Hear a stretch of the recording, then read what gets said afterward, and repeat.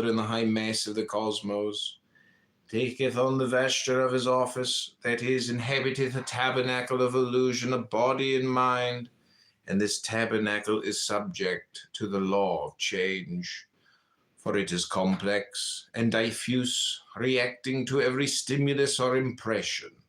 If then the mind be attached constantly to the body, death hath not power to decompose it wholly, but a decaying shell of the dead man. His mind holding together for a little his body of light haunteth the earth, seeking in its error that feareth change, a new tabernacle in some other body.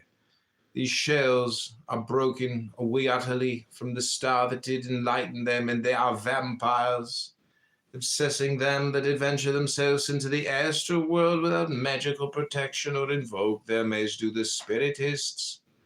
For by death is man released only from the gross body at the first, and he is complete otherwise upon the astral plane, as he was in life. But this wholeness suffereth stress, and its girders are loosened, the weaker first, and after that the stronger. An eschatology of the R.C. Adepts. De Adeptis R.C. Eschatologia. Consider now in this light what shall come to the adept, to him that hath aspired constantly and firmly to his star, tuning the mind unto the music of its will. In him, if his mind be knit perfectly together in itself and conjoined with the star, is so strong a confection that it breaketh away easily, not only from the gross body, but the fine. It is this fine body which bindeth it to the astral, as did the gross to the material world, so that it accomplisheth willingly the sacrament of a second death, and leaveth the body of light.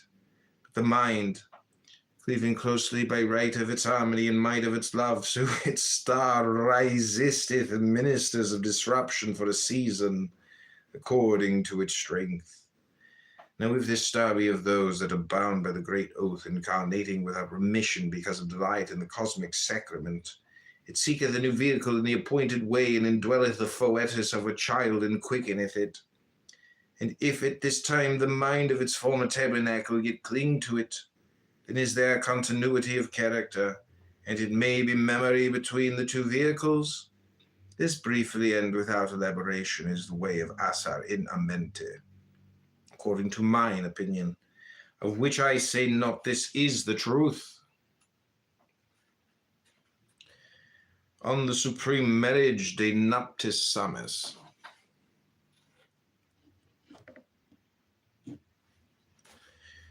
Now then, to this doctrine, O my son, add thou that which thou hast learned in the book of the law, that death is the dissolution in the kiss of Our Lady.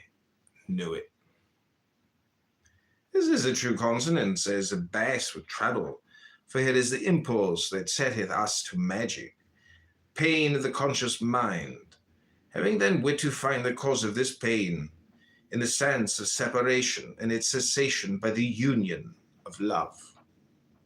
It is the summit of our holy art to present the whole being of our star to Our Lady, and the nuptial of our bodily death.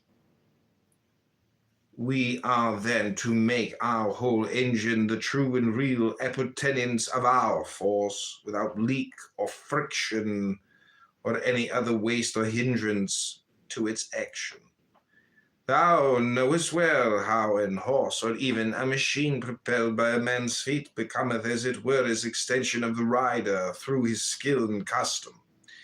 Thus let thy star have profit of thy vehicle, assimilating it and sustaining it, so that it be healed of its separation, and this even in life, but most especially in death. Also thou oughtest to increase thy vehicle in mass by true growth and balance, that thou be a bridegroom, comely and well-favored, a man of might, and a warrior, worthy of the bed of so divine a dissolution. And a certain problem in the art of pleasure, de arte voluptati dilemma quaedam.